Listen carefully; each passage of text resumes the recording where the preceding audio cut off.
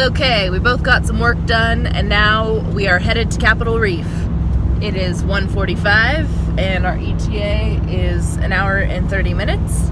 And we're just going to do a drive through the park and stop off at some viewpoints, some pretty cool stuff to see, basically from the main road there, and then probably like a little mile or two hike. Relatively easy, but just like to stretch our legs and see the sights in Capitol Reef.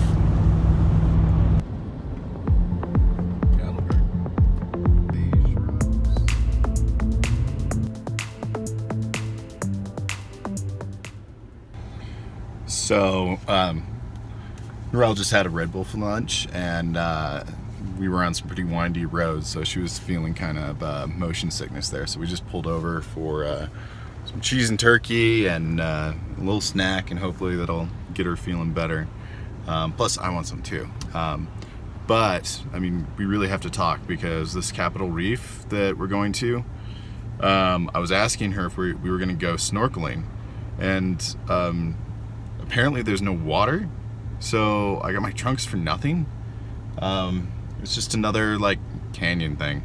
So just kidding, I knew it wasn't a natural water reef. I'm a smart kid most of the time. Feeling better? Much. Yeah, food makes a big difference. Physically. Yeah, protein is amazing.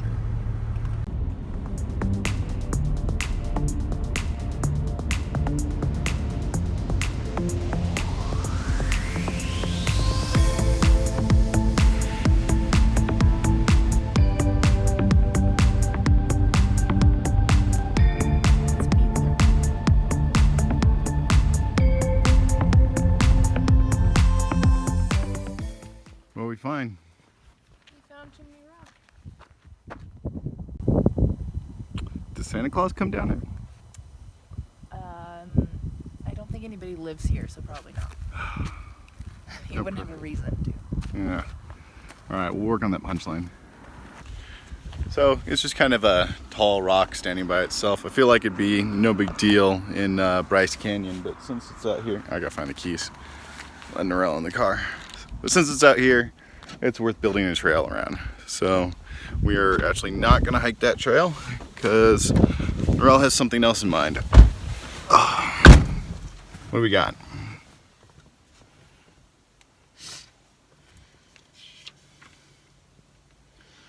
We want to hike over Hickman Bridge.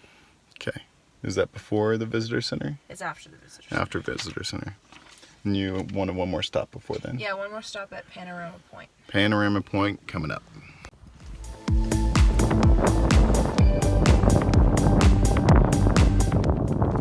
Yeah, today's been a weird day so far. We started off with an early breakfast, and then we both worked for, I guess, 5 hours or so before we hit the road, and then Norelle got a little car sick, and then I got a little car sick just sympathetically, and so it's nice to be out of the car and have some fresh air and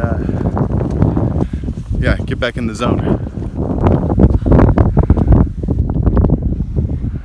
Well, Norelle, I think you got to take a panorama shot. That's just the rule.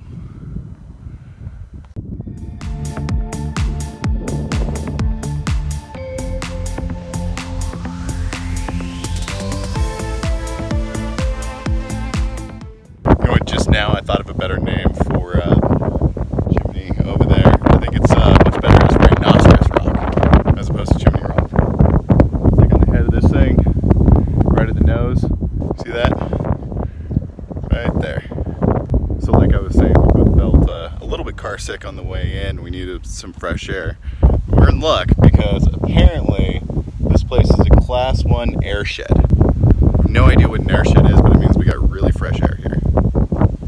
Still wondering about this airshed thing. Oh, she's still tired. You just breathe deeper. What are the yawnings for?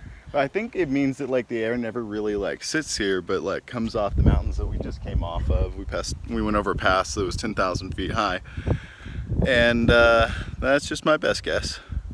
Also, I think Airshed kind of implies that it's always going to be at least a little bit breezy, if not a lot of bit breezy. Now, see, if we were scuba diving in the reef that this is supposed to be, right down here, that's where I'd want to be. All the good fish would be right there.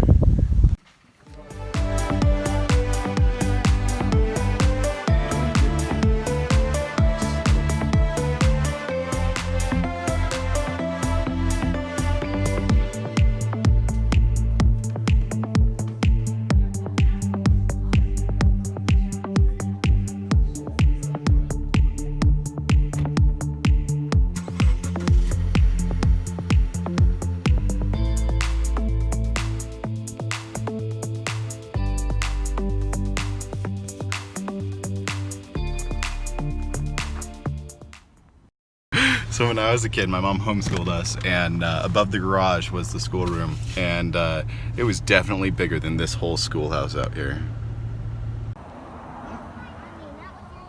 Grab it. I know I will. What's it?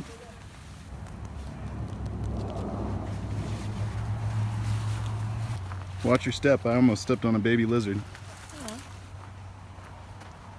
Yeah, this is the schoolhouse. School and also church building.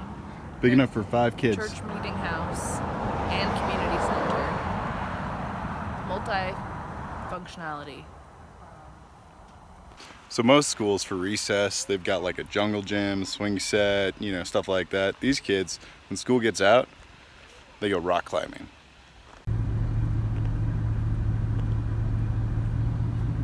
So this whole time on this trip, I've been thinking that we were gonna see proof the aliens have been visiting Earth in Roswell when we get there. But check that out. We got Alien 1, Alien... No, those are the guys from Monsters, Inc. That's what that is. Oh, they're scaring the kids at the school. So another possibility of what it could be is ogres. I mean, they got the side things like Shrek. You know, the things that, ears that kind of stick and dangle out. You can't really tell what color they are. But definitely doesn't really look human.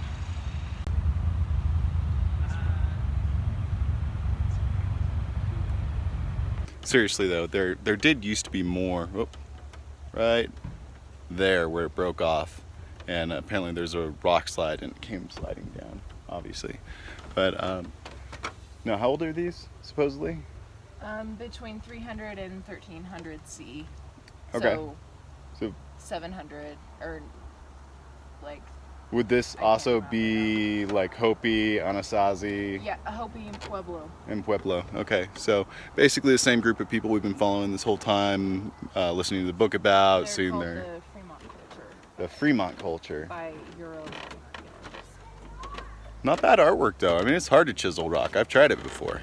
When I say I tried it before, I had to carve a piece of soapstone in art class, and I thought, oh, why not just make a baseball? Because I was super into baseball at the time. Came out super lopsided, awkward, and just a really good paperweight. Right. Despite their success, no evidence of the ancient peoples is recorded in Capitol Reef after about 1300 CE. Some archaeologists think they were assimilated into other cultures because of warfare, drought, or depletion of resources. However, the Hopi people do not share this belief. The Hopi believe their ancestors who departed Capitol Reef did so to complete their migrations to Wanasavi, the center of the universe. The Hopi people understand the petroglyphs and other surviving artifacts are testimony to the clan migrations. So it could be aliens. No, they... It says right there, the center of the universe. They ascended. Oh, right. I mean, that's kind of similar. Yeah. In Graham Hancock's book, he talks about the tradition of believing that the Milky Way is the path of the gods or the path of souls, and that when you die, your spirit is taken up along that direction through Orion and into the stars. And so it's a form of ascension. But I'm super interested for when we actually get to speak to some Hopi people as we're passing through the reservation in a week or so. The Hopi also have a legend that after the last great cataclysm, when their ancestors came out of the earth, Apparently they were staying in caves for protection. They were given a mission to take care of the earth and continue to journey until they find the center place where everybody can live in peace together. So they kind of see this as like some sort of continual journey, that you're constantly looking for that center place, not just on earth but also in yourself. That also could explain why there's so many ruins of people who have settled for a time and then eventually moved on, where in their spiritual belief they see moving on and continuing that journey, looking for the center place or the center of the universe as essential to being human.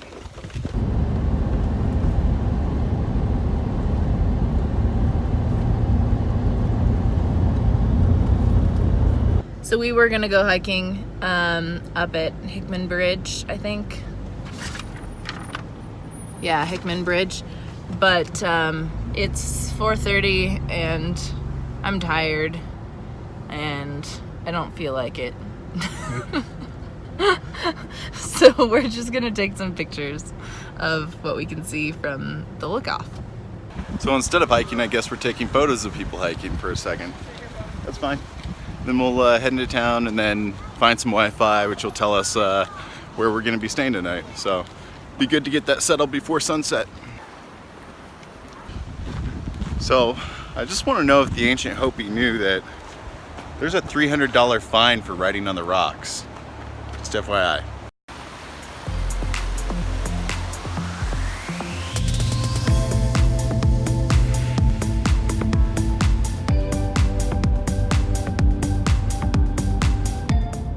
So we're supposed to be crossing the Red Desert right now, but the ground is gray And yellow. and beige. And then the cliffs, which I'll show you in a minute, it's supposed to be the North Caneville Reef, but it doesn't look much like a reef. Doesn't look like we could scuba dive either. No. So the question is, if this is a reef, is this what we're gonna do to our current reefs in like 1,000 years or so if we keep on doing what we're doing? Because this is bad news. Let's not do that.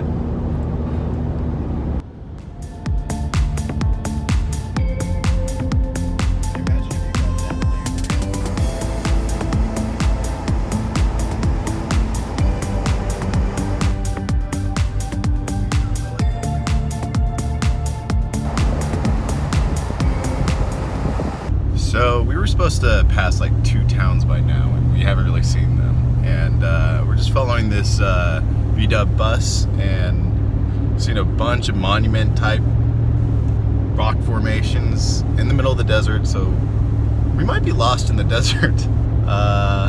Hopefully we find a town soon. But there are no other roads. So. There's no other roads. So there's a good chance that we're just gonna keep going until we hit Arches National Park on accident. We're definitely on the right road. We're supposed to be on 24 East, and we're on 24 East. Yeah. Just outside. So. Right. But we have plenty of gas. And plenty of gas, plenty of food. Water. We're good. It's just would have been nice to have Wi-Fi, so we could publish a video for you guys, so you have it tomorrow morning, Saturday morning. Nice thing with your coffee. A video from Norelle and Danny. So we just got a few bars and pulled over so that we could figure out where the Bureau of Land Management spots are that we could go to and what has cell service. It looks like we just kind of missed the towns. Like we drove straight through them and didn't even realize that like people live there. No, she's shaking her head at me. No, we just missed the one dinky one. We are nearly to Hanksville where there's other BLM spots. We'll have to make a turn left or right depending on where we want to go for. Okay, so camping. we're figuring out where we're gonna camp here on the side of the road while we have cell service, and hopefully we get to Hanksville and like it actually looks okay, and they're human people there, and then we'll just move on past and find a camp spot. All right, so we really couldn't figure out from the app what was good, so we drove into Hanksville and went to the department or the Bureau of Land Management, and they were closed. And then just as I was about to pull out, there was a truck that came in with 2 people who work here who were just coming in for the day, and they gave us a great spot just behind town.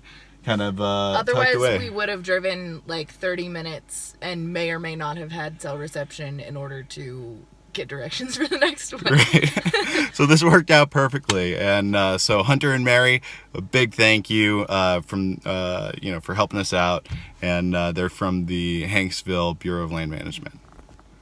All right, the beeping. Yeah. I don't know what that beeping is, but all right, guys. So we have officially used our 4-wheel drive to get out here. It's in the middle of nowhere. And if anybody asks, Hunter from BLM said it was cool. But the issue is we almost got stuck a couple of times because this sand is completely loose here. So tomorrow morning we're gonna have to back up and try to get back out that way, hoping we don't get stuck. But better tomorrow morning than tonight, I think. So we've got a little bit of wind protection. We got nobody around, so the place is to ourselves. So and we have my alarm clock up in the rooftop thing that is going on. You're just like Grandma. Come on. The Right. All right. So I guess we're gonna set up camp here tonight. It looks like somebody hasn't been out here in 40 years. Look how old these beer cans are. We just interrupted these two having a good time. So there's no way in hell we're gonna be able to clean up all this garbage. Or even a little bit. Our contribution is getting rid of the wood for them. We're gonna burn it tonight. As much of the crap that's been left behind, the old boards and stuff, we'll probably still use some of these old dried twigs. Oh babe, look, we have rocks for our firewall.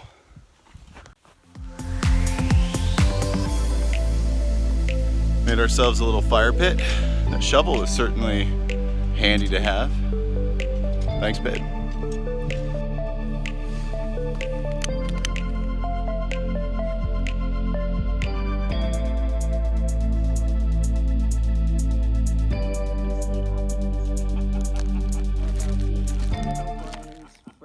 Okay, say that one more time for me, and let everybody know what I did.